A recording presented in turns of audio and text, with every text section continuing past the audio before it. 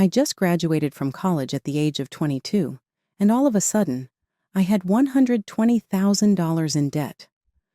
The most troubling aspect is that my parents' love for my twin sister, Nicole, is obviously biased.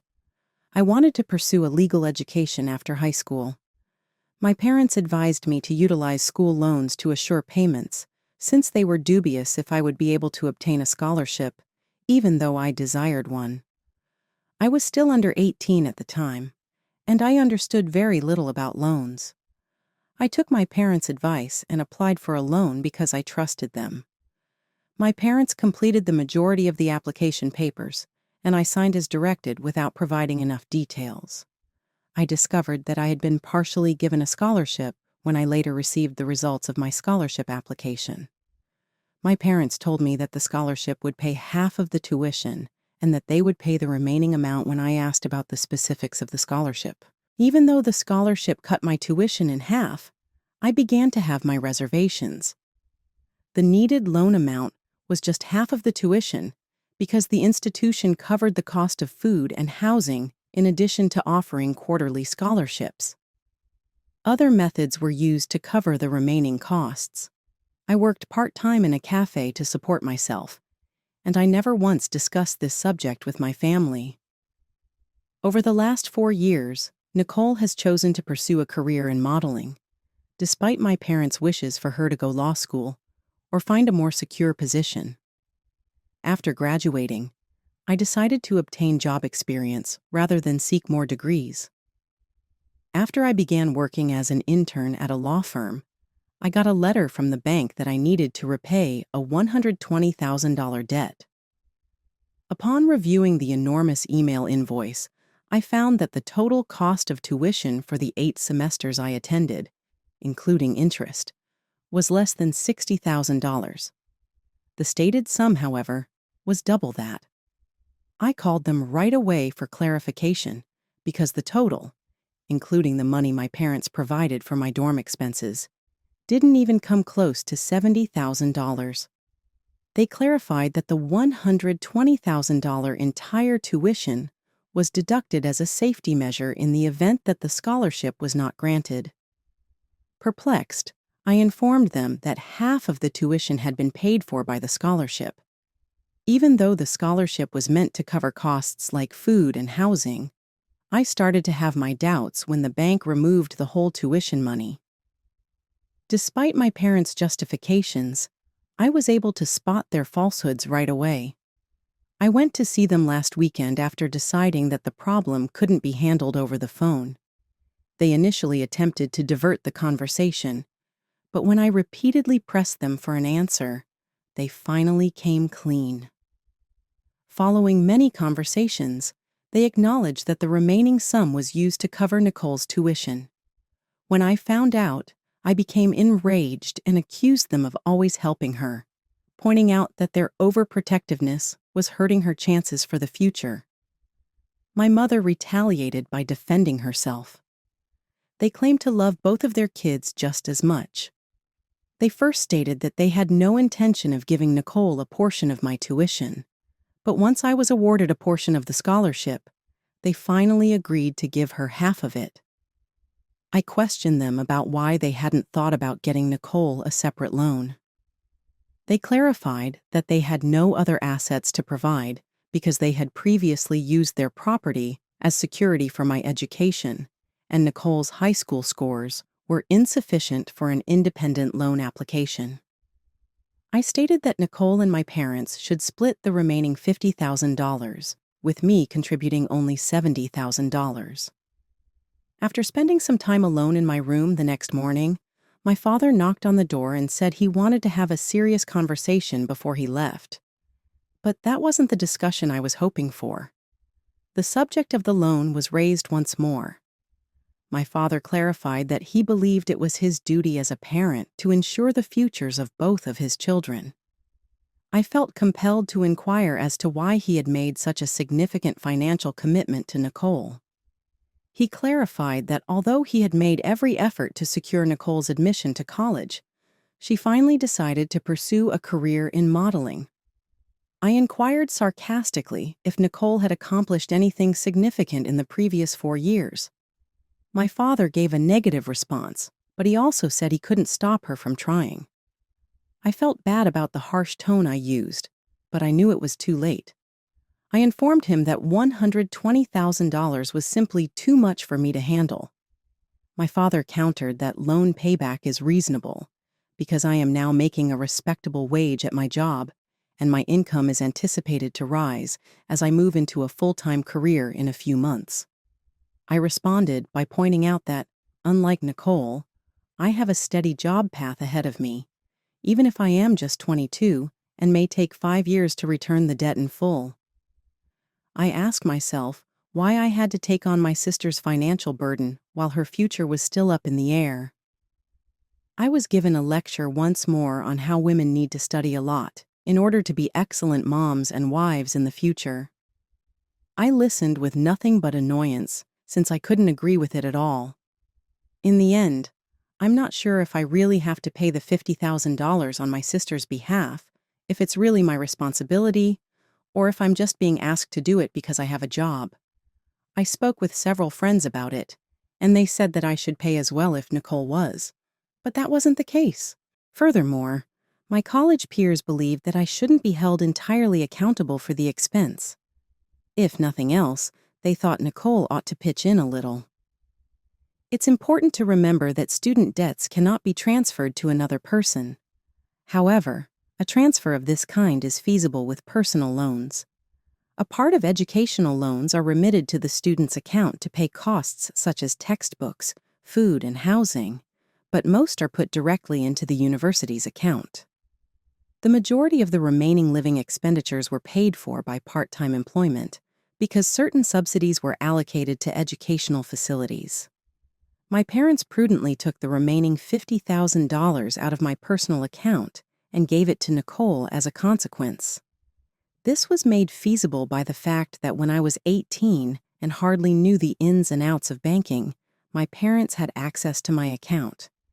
In retrospect, my inexperience may have been the cause. Although I now feel that it was a mistake for me to be ignorant of these issues, I can tell you this knowledge. Later, I learned a few things from my parents' additional questions and internet study. The way my parents executed their plan to take the money out may surprise you. It turned out that my parents had taken the money out and spent it on something. In no case, though, did the accusations ever really amount to $50,000. What specifically did they do to achieve that? To their amazement, they had made fictitious invoices. Although that was untrue, my parents acknowledged that they had no other option. Their options were not limited to taking my money out. They had other possibilities. I contemplated leaving the house several times in a fit of rage, but I soon saw that it was not a good idea. The reason was that it was me, not my parents, who need resolution. This problem would harm my credit, not theirs, as the loan is in my name. I would be entirely responsible if I were to default. I thus made it very evident to them that, should Nicole be unable to repay the loan, they would need to be ready to pay the $50,000. Being their only daughter, my mother stressed that it was my responsibility to look for my sister and the family. She berated me for not helping out and gave instances of other family members who had purchased homes and vehicles for their parents. Does Nicole's status as their only daughter imply that she is not their daughter? Their reasoning lacked logic, which frustrated me. In addition, I had excluded Nicole entirely from this conversation, but my parents firmly believed that she should not be included due to the stress she was under. They asserted that the strains of her existing circumstances and job were the cause of her mental instability. In response to my mother's claim that Nicole was completely incapable of managing stress, I pointed to her social media profile, where she frequently shared images of herself having fun with friends, appearing unaffected. My parents countered that in order for her to become a celebrity in the future, she had to seem content on social media. This argument was completely ridiculous. In the end, I made the decision to discuss the money matter with Nicole personally. I thought it was time to cease being so overly careful with her. I waited until after midnight that night for her to get home, as she normally did. My parents had fallen asleep by the time she got back. I thought this was the ideal chance. I pretended to be eating ice cream informally to make it appear like a coincidence when she entered our home after hearing her automobile drive up in front of it. To put her at ease, I gave her a taste of ice cream and then began chatting about things she could find fascinating, like our neighbors or cousins. I also mentioned the most recent rumors regarding her school pals. I didn't feel the need to be formal or stiff since I was her sister. But we had not been really close since our parents had spoiled her. I didn't like her at first. I questioned her about her employment circumstances during the chat.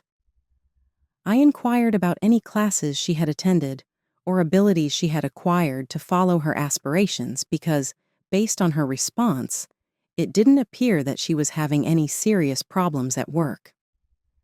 "No," she responded simply. I then inquired about her using the money our parents had given her. After a brief pause, she questioned, "What money?" I clarified that I was talking to the student loan of $50,000. "Do you know what she used that money for?" She didn't spend it for lip improvements, cosmetic surgery, or anything like. She had completely squandered the funds on trips and parties with her pals. There were far more worthwhile things she might have done with it. Up until that point, I had been able to maintain my composure. But now, I was totally out of it. I couldn't contain my rage and couldn't see why she would waste so much money on pointless events. We argued until our parents woke up and broke up the fight, to which she said defensively, "This has nothing to do with me. Obviously, it's irrelevant. You're asking me to repay money spent smoking with friends. Why would you say such things? And why are you pressuring her so much?" were some of the things they said to me in their reprimands, making me appear to be the bad guy. When I questioned why they kept spoiling her, they said, "It's about the money." However, the true issue wasn't the money. Rather, it was that she had spent it carelessly and without regret. I couldn't say anything this time, although normally I would have. I asked my parents whether they knew about this, and they attempted to reassure me by saying, "Let's talk about this calmly in the morning." But I was determined to settle the issue right then, and I informed them unequivocally that I would not pay for Nicole's wasteful spending. In a sense, Nicole was correct when she provocatively said, "As long as the tuition is paid, that's enough. The rest is my business." She also contended, "The loan is in your name, so the legal responsibility doesn't fall on me." I felt completely defeated at that point and knew I had had enough of them. I explained to my parents that such costs had to be covered by either Nicole or them. After that, I hurried out of the house and spent the night at a friend's house from college. I went back to my dorm the following morning without talking to anyone. Thankfully, the guidance I had obtained from the bank officer I initially contacted turned out to be really beneficial. He was really helpful and gave a thorough explanation of the loan procedure. I spoke with the bank officer after the heated argument with Nicole and my parents, and he assisted me in discovering that the loan amount had been fraudulently taken out and the invoices had been fabricated. He told me that I might be able to sue my parents as a result. But before I could continue, I had to collect all of the original invoices. I had already begun packing because I intended to transfer from the dorm to an apartment following graduation, and the most of the invoices were gone. It would be difficult to remember them. I looked through emails and other apps for several days in order to find all of the bills. I gave my parents copies of the gathered bills a few mornings following that dispute. In a normal situation, I could have been happy with their move, but I was still furious and couldn't forgive them for ignoring me. I chose to do the one thing my parents would not want, tormenting their precious Nicole, even if I had no intention of talking to them. I forwarded Nicole passages from the law that dealt with loan fraud, explicitly stating the consequences, including fraud charges if repayments of between $20,000 and $50,000 were not paid. I told her that I was in possession of all the original invoices and that I was not afraid to sue my own parents. My father ultimately called me, despite Nicole's lack of response. He left a voicemail since I didn't answer the phone. He accused me in the message of acting greedily and of not even fulfilling my bare minimum of responsibilities to my sister. I am only 2 minutes older than Nicole. However, I may have thought about paying if she had put that money to a good use. Furthermore, the situation may have been better if she had shown sorrow for her expenditures or acknowledged any guilt. She did, however, appear to be pleased with her purchases. Why my parents believe they have the right to keep the money I have earned on my own is beyond me. My mother responded to the message I gave Nicole after I emailed it to my parents. She said I was selfish, obstinate, and greedy. I instructed them to pay the appropriate amount, and I didn't care how they characterized me. My father stated he needed time to assess their financial status and would get back to me after a number of tense disputes and blame-sharing sessions. But a week has gone by since that assurance, and I have yet to receive a response from them. I might have been a little too harsh by threatening to sue, but I had no other option. In actuality, I am unable to pay that sum. That sum is a portion of the savings I have so far prudently handled. I warned my parents once more that they would be sued for fraud unless they paid the $50,000. I haven't spoken to my folks in more than a month. I was permitted to wait 6 months before the loan's installment payments commenced, but I had already found employment and had begun making loan payments. This is my 3rd loan payment, and I won't be able to pay off half of it for a long time. I still have to pay the other half, though. In spite of this, I messaged my father once again to get their stance. He didn't respond, but a few days later, my parents and Nicole came up at my flat without warning. My mother began yelling at me in the hallway when I attempted to phone my father. I was accused of being shameless by her. Even though my parents raised me well and gave me a decent education, I welcomed them and Nicole inside since I didn't want to make a commotion in the neighborhood. When they entered, Nicole joined my mother in condemning me and used a variety of derogatory language to attack me. I screamed at Nicole, telling her that it was dishonorable for her to spend so much money so carelessly, and I firmly demanded that she give it back. She countered that she hadn't requested the money from our parents. She said she had no responsibility to pay it back because our parents voluntarily loaned money to her. Is such a claim reasonable in your opinion? It is obviously not. By saying they had mortgaged the house for my future, my mother attempted to exert pressure on me. They appeared to know I was serious when I said, "Then stop paying the loan and ask the bank to auction the house to settle the debt." I had run out of patience. They left the home without saying anything further, as the persuading that had been going on up to that point came to an end. I got in touch with my father once more about a month later and reaffirmed that they still had to make the payment. He clarified that in order to lessen Nicole's financial burden and pay back the loan, he wanted to divide a portion of the property for rental usage. Although it is unfortunate that the house has been divided in order to pay back the debt, Nicole should bear the burden, in my opinion. She always accuses me of depreciating the house, but I can't stand it anymore. I am now responsible for loan payments. I spoke to the bank branch manager about the loan period, and he just says, there's no other choice. The loan will take 3 years to pay off in full, with $7,000 still owed. My parents have a grace period to collect the money at that time. If we're lucky, my parents might be able to supply the money by the end of those 3 years. Over the course of these 3 years, a lot has changed. There have been major changes in my life.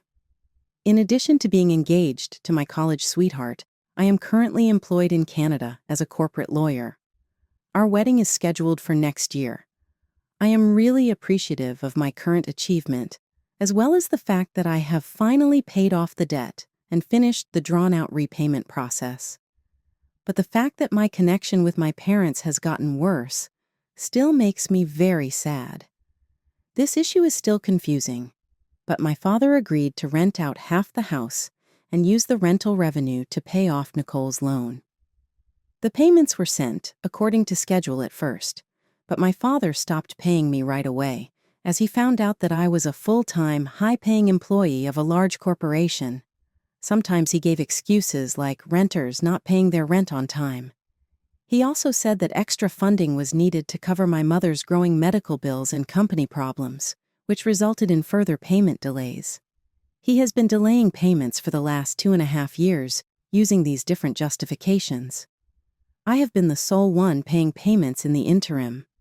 I question my fiancé's statement that Nicole wasn't entirely dependent on our parents for financial support. When I inquired about his level of certainty, he mentioned that my mother and Nicole never passed up the chance to show off their pricey designer clothing and the newest jewelry during family get-togethers. As proof, he produced pictures of Nicole and my parents from various occasions. My parents treated me like a financial asset, which left me feeling very disappointed and mistrustful after seeing these pictures. I couldn't control my feelings, so I gave my father a last warning that I would take the proper steps if they didn't make the promised payment. I was committed to finding a quick solution to this problem. My fiancé has been my biggest pillar of support throughout this trying time.